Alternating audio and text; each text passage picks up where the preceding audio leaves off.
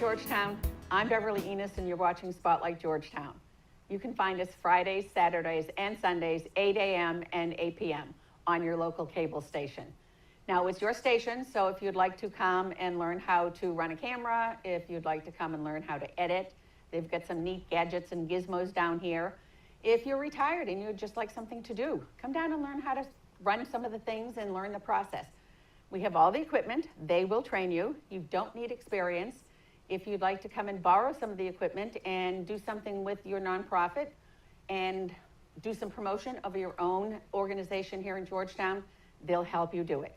Now, today we're talking about Windrush Farms, and we're talking to Jenna Turcott, and we're talking to Jen, now let me get your last name right, Wasson. Okay, so we're talking about Windrush Farms. Now, the farm is not in Georgetown, correct, but I know a lot of people that help with the volunteerism and do some of the donations and things like that. So it is part of a Georgetown process that's here.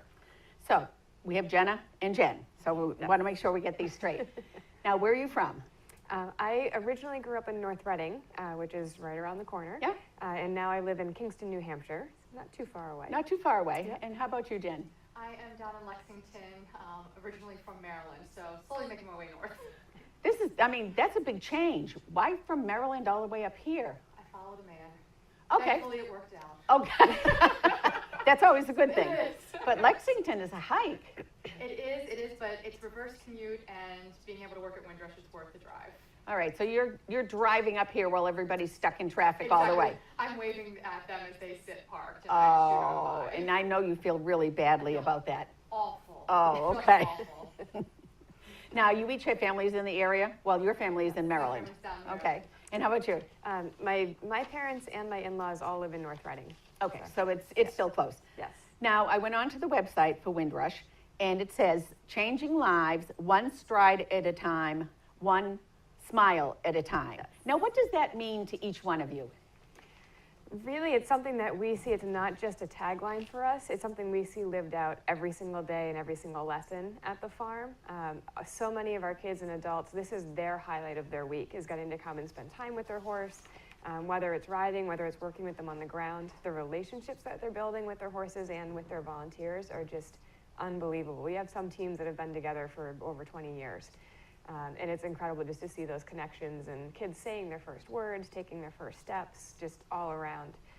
It really lives itself out, and we love when people come and get to see that for themselves. So. Now, before we go too much further, what is your position with Windrush? I'm the program director at Windrush, and I'm also a therapeutic riding instructor. Okay, and what about you? I'm the development director. Okay, and you said you don't get too near the horses. No, it's my job to help bring in the money and to run our programs and services. So, before we go any further, Windrush is not just a stable where people come to ride. What Correct. type of a specialty stable and farm is it? Sure.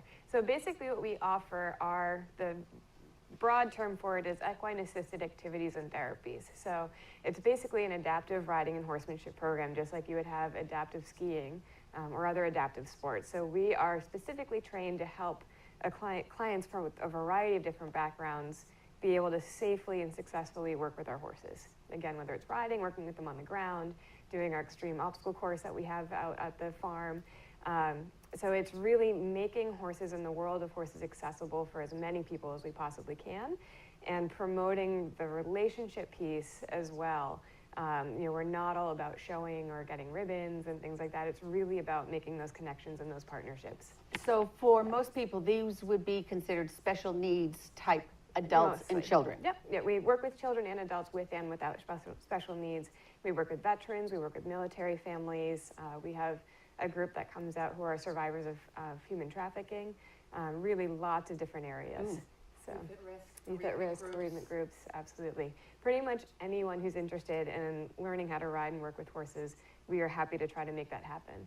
And especially for those who don't have special needs, we have a lot of integrated classes. So it's not just about learning how to ride, it's also learning about the variety of different people that are in this world and building those relationships and really having more of an inclusion-based outlook into life.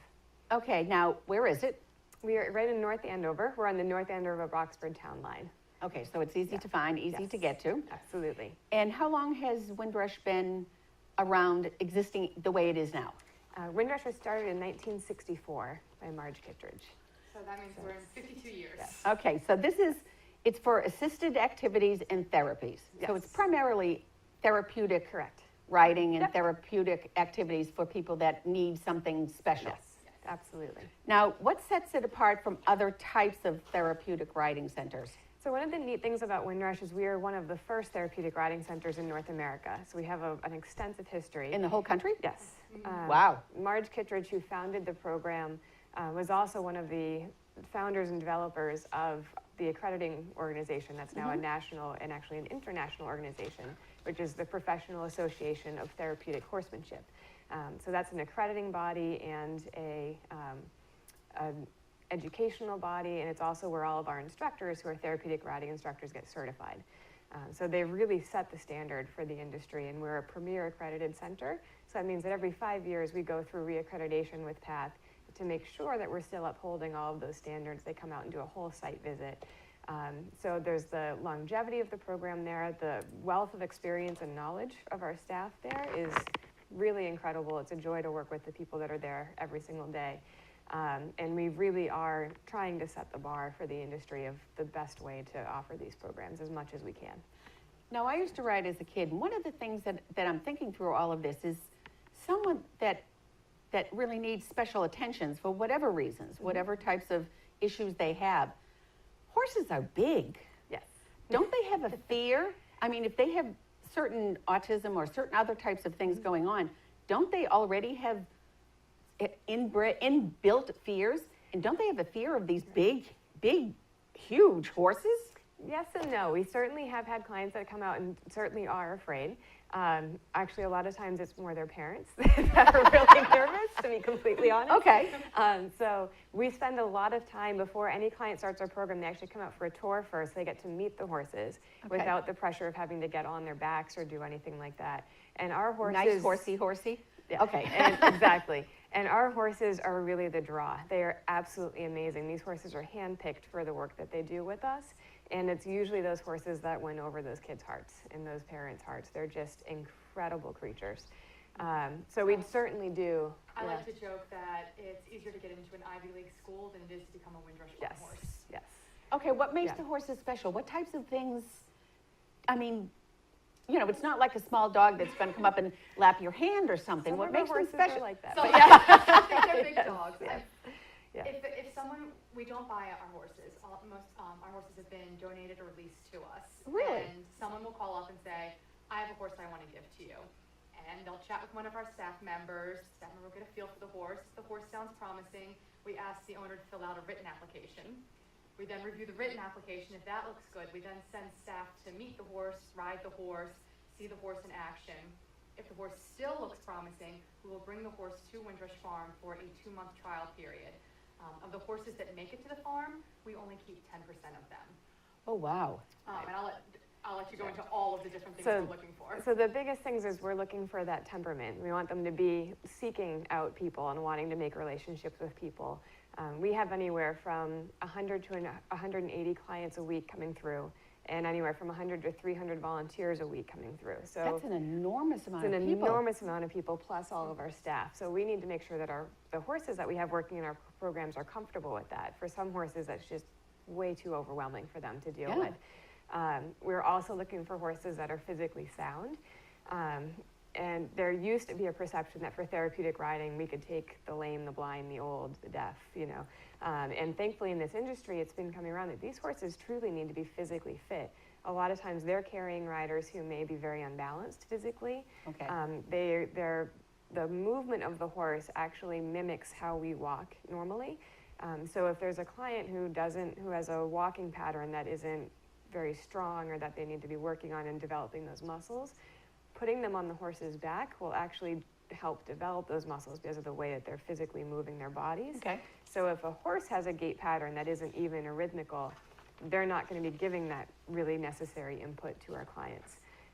So the horses are really incredible in that they are giving a rider 4 solid good legs underneath them to be able to go out in our trails, to be able to be in the arena, to do Special Olympics, all these different activities that we do.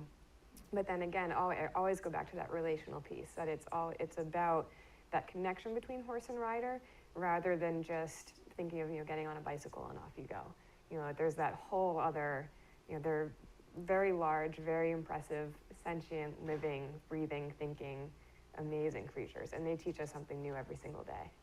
So if a client comes in, would they generally have the same animal on a regular basis? We do try to as much as possible, absolutely, yeah. Now you have summer programs, winter Yes. programs, Yep, We operate full year.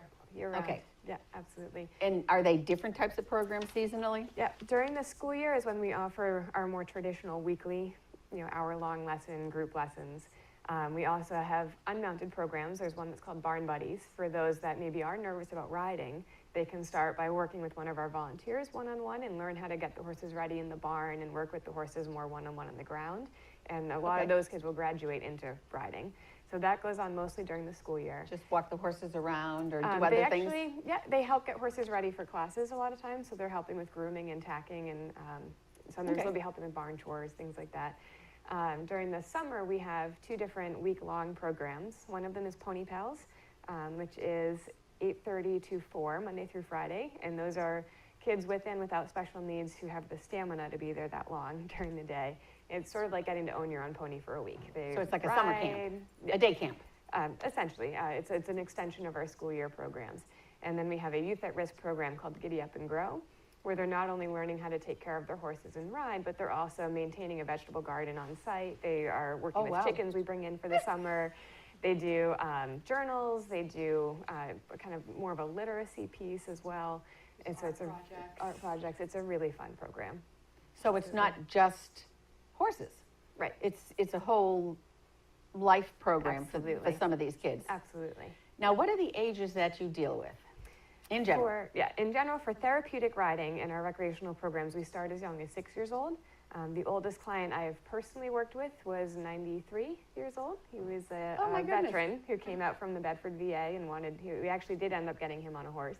And in terms of hippotherapy, which is working one-on-one with an occupational or physical therapist, kids can start as young as 2 years old doing early intervention, because in those situations, they're working specifically on those therapy goals and utilizing that movement of the horse. Okay, so the difference between therapeutic and hippotherapy is what?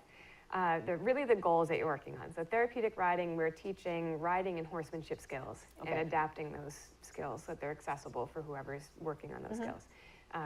We are registered instructors through PATH International, but we are not therapists doing that work.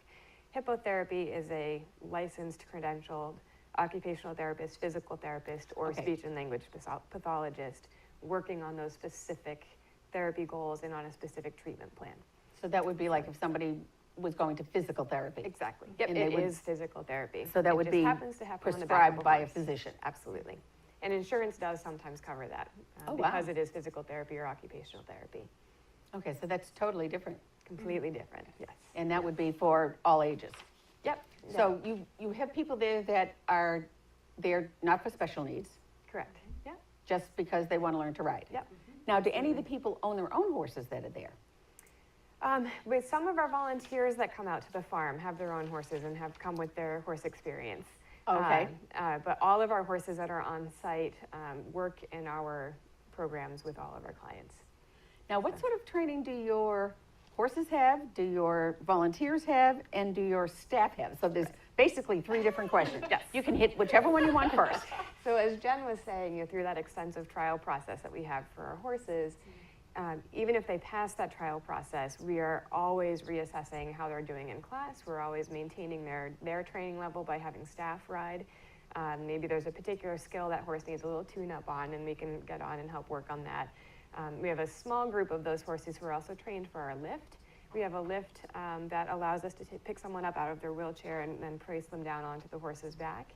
Really? So Yeah, it comes down from the ceiling of Yeah. our indoor arena. So if you can imagine a person sort of flying over a horse's back could be rather startling to a horse if they're not used to it. So And startling to the we- person. Yeah, right. So we spend a lot of time desensitizing the horses to them and working on those sorts of skills. We play a ton of different games in classes, so we'll be throwing balls into basketball hoops, tossing things around their heads. We do a lot of crazy stuff. So we want the horses to be comfortable with all of those So things. that's on a part of the regular training basis. for the horses. That's part of the training for the Okay. horses. Desensitizing them for the clients. Exactly. Okay. Exactly. Now, what about the staff? What types of training do they get? So again, for therapeutic riding instructors, we're registered and certified through PATH International. We're also all Massachusetts licensed riding instructors. And PATH requires that we do 20 hours of continuing education every year. Every single year? Every year, yep. So we are working on learning about new diagnoses that are coming out. We're learning about new ways to adapt the horsemanship skills and riding skills. We're always trying to learn about new research coming out in terms of horse behavior, horse management, all different aspects of the program. We are constantly trying to do those continuing education opportunities. So that would be like CEUs for nurses? Exactly. Same type of thing. So Yep. it wouldn't just be with the horses, it would also be CEUs with the types of medical issues Yes. that the clients might have? Absolutely. Okay. Absolutely. Yeah. And then our volunteers all come through an orientation and training, which is usually 2 to 3 hours long, really going through all of our policies and procedures. They get to learn how we groom and tack our horses. They do a trial run of horse handling and sidewalking without clients there to really talk through all of our emergency procedures and all that kind of stuff. And then we try to also offer continuing education opportunities for our volunteers. So if our horse handlers need to brush up on how we're leading our horses, so we can all try to be as consistent as possible for our horses and for our clients, we'll offer some of those trainings.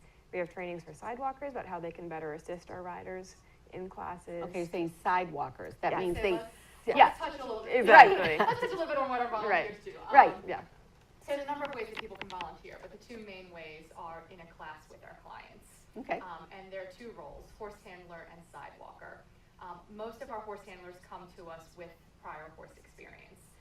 And it's Is that one of those, I've owned my own horse and I've ridden for 20 years? exactly. Okay. And we take people in less than 20 years. All right, Yeah. whatever. But, and it's their job, they're pretty much in charge of the horse, if you will, during the class. They're leading the horse, they're making sure the horse is behaving, is listening to the rider, et cetera. Our sidewalkers play a dual role. They are walking on the side of the horse next to the client, and depending on the needs of the client, a client could have anywhere between 1 to 2 sidewalkers. And literally they're walking next to them, they have their arm up to make sure that the client is secure and safe on the horse. But they're also serving as a go-between between the instructor and the client. Some of our clients may get easily distracted, may have trouble focusing, may not be able to hear what's going on, and so they're there saying, okay, did you hear what Jenna just said? She said, raise your right hand. Which is your right hand? Oh, good, you got it up. Wonderful. Now keep looking Okay. forward. So they serve as that go-between and safety. And you do not need to have horse experience for that because, as Jenna was saying, you go through our orientation, we teach you all of the skills. And then with our continuing ed program, for those sidewalkers that want to move up into horse handling, we'll help teach them the skills that they need to move to that next level. Do they need to have special education experience? No. Okay, Not at so, They just need to have the time and the commitment. We do ask our volunteers to commit to a full session. So for our full fall program or full spring or winter, a lot of our clients need to see that same face week after week. If it's a different person, it might disrupt them and distract them. And as Jenna was talking about earlier, the relationship, it's not only with the horse, it's with the volunteer. So we've had volunteers for decades with the same client. They come back whenever the client is volunteering. So it's again that relationship building. some of these clients really have some very specific issues that having somebody different would just totally send them Exactly. to the point Yes. that they would not be able to handle it for that particular Exactly. day. Which is why Absolutely. it's so important. Absolutely. So that would be the volunteers, what they do for their training. Yes. Okay, so Absolutely. now, that would be the training for all types of things. Do you have restrictions for the people participating? You know, height, weight, age, anything like that? We do have some restrictions. Again, one of the things as being a Premier Accredited Center through PATH is that there are certain outlines that PATH gives us about, they're really safety restrictions. So one of them is that as therapeutic riding instructors, not being therapists, physical or occupational therapists, we have to start our clients at 6 years old to make sure that hopefully our clients' bodies are developed enough that they're going to safely be able to take all of that movement from the horse. So we do start as young as 6 for therapeutic riding for that reason. Okay. They can start younger than that because they're working with physical and occupational therapists who can make sure that they are physically taking care of those smaller, littler bodies as they're developing while they're on the horse's back. We do not have an upper age limit for that. But we do have a weight limit, which I always say is the worst part of my job. I hate having to talk to people about our weight limit. But we have had clients that actually use our weight limit as incentive to work on getting healthier and losing that weight. So we do have a weight limit of 185 pounds. And that is That's based... male and female. That across the board, yep. Ooh, that's low. And that is based on recommendations from our vet for the health of our horses' backs. Okay. Because we need to, the horses are truly the backbone of our program. And if we're putting them in harm's way and, again, making them unsound by hurting their backs, then we're not helping, anyone in our program, especially our horses. So we have lots of unmounted programs we have unmounted for that programs. reason in particular. And there's no weight limit on unmounted programs Right. because you're on the ground, you're not riding the Right. horse. So what would an unmounted program be? So those are the programs like Barn Buddies, working with our Okay. volunteers up in the barn, doing barn chores, learning the grooming and tacking. Most of our programs for our Horsemanship for Heroes, working with veterans, are unmounted. Again, a lot of those guys are over 185 pounds. But really working with the horses on the ground allows you to build that line of communication. You have to be very aware of what your body language is telling the horses and really how you're projecting yourself to the horses. So a lot of times we have our veterans come in and they're very rigid or bold or loud, and our horses will sort of back off a little bit. And we have to work with them on sort of regulating their emotions and how they're presenting themselves to be able to build a connection with the horse. Okay. And if someone's coming in who has PTSD or who has anxiety, the horses are going to pick up on those emotions, and the veterans have to sort of work through those in order to be able to complete the tasks that we're giving them with our horses. The horses' heart rates and respiration rates are much lower than ours. So just being near the horses on the ground actually helps naturally lower our own heart and respiration rates, which, again, helps with the PTSD and anxiety and emotional regulation, all of those pieces. And we can also just have a lot of fun on the ground by going out and doing our extreme obstacle course. So we teach them how to guide our horses over balance beams and teeter-totters, and we have them stand up on tires. It's really fun. It's like a ropes course for horses. Right. Okay. Exactly. Now, the horses would be used to, let's say if a veteran comes in a wheelchair, they'd be used to dealing with the vets in a wheelchair, Yes. and the vets would still be able to work with the Yes, horses absolutely. on the ground. Yeah, we have horses that will walk alongside the wheelchairs. The veterans can still lead the horses and do different activities with them. Absolutely. Oh, that's neat. Yeah. Very neat. And that's all part of that training piece for the horses. Is, we start as staff members being the ones sitting in the wheelchairs and working with them and making sure they feel comfortable with that. Now, how would people find out about these programs? I mean, do you work with the VNAs or veterans associations or things like that so that they Absolutely. know about it? Absolutely. We are always trying to spread the word. We're actually very fortunate right now to have a significant amount of funding to be able to offer programs free of charge to veterans and military families. So we are working very hard to spread the word to find people to be able to take advantage of those funds. So we've been reaching out to Gold Star families, which are families that have lost a family member to recent wars. We've been working with trying to bring veterans and their families out so that we can have more like family bonding experiences, getting them out doing something fun together. A lot of times we'll do relay races and more team-based activities with them and the horses. So we're always trying to spread the word wherever we can. Okay, one of the questions that I had for you is, are there any programs that you would particularly like to highlight? But is there anything we've certainly missed? one of them. That's certainly one of them. The one other one that I would love to mention, we just last spring piloted a new program called Healing with Horses, and it's a grief support and bereavement program. So we did a first-time program. It was 6 weeks long. We had 5 individuals that took place in it. We held the program at the end of the day when sort of all the busyness of our normal lessons finished. It was absolutely beautiful and quiet out in front of the barn. We actually did 15 minutes of yoga with the chairs to kind of decompress from the day. Went into the barn, had a brief time for everyone to sort of share whatever they felt comfortable sharing, just like a very typical grief support group. And then we had very quiet time activities for them to do with their horses, and it was absolutely beautiful. We're hoping now to be able to offer programs geared more towards children that are dealing with grief and loss. And we'd love to see that program continue to expand and grow from where it is right now. So. One of the questions that I meant to ask earlier, and I lost it for a minute, how big are these horses? I mean, you're not going to have Belgians, and you're not going to have these huge Clydesdale-style horses. Some therapeutic programs do. We don't currently have those Okay. right now, but some therapeutic programs absolutely do have horses that size. Ours are, I mean, I can talk in hands. You might be better at just describing the size of. We need to be able to safely reach up to be able to grab a client. Okay. So Right. picture a person standing and You're not gonna have an 18 or 20 foot, 20 hand horse. We don't want to have a volunteer who's, Right. when making sure client secure, is like up like this. Okay. So our volunteers need to be able to safely and securely hold a client in place. So Right. picture kind of standing up that range Right. with your arms. And, Okay. and on the smaller side, again, as staff are always working with the horses, we need to make sure that they're big enough for us to actually get on and ride. So we don't have really itty bitty ponies, because we want to make sure we can keep going with that training. Do you have ponies? We do. You do have some Yes. ponies for the Yes. smaller children? Yes. Yeah. So that they would feel more comfortable with Yes. them? Okay. Yes. All right, I'm absolutely. picturing some of these large, when you were talking poundage, I'm thinking some of the smaller, the larger horses, that would be. So what is the cost for the clients to participate in the programs, on average? So we only charge a quarter of the cost of a class to our clients to try to make it affordable to them. So for a weekly hour group lesson, a client would pay $45, and then Windrush Farm is responsible for subsidizing the remaining 75%. Wow. And how do you subsidize? Where does that money come from? Right. Open your purses, honey. A lot of people think that we get government funding for this. There is no No. government funding for. This is all private funding. It's all private. We are blessed with an incredibly generous community of individual donors, corporate sponsors, and then we also write for a number of grants through foundations and trusts. But it's going out and hitting the pavement and asking. It's the community that keeps us running. Okay, what types of projects do you do so that people can know what to look for and how to donate? We can always write a check, send in call us up with your credit card information just for our annual fund.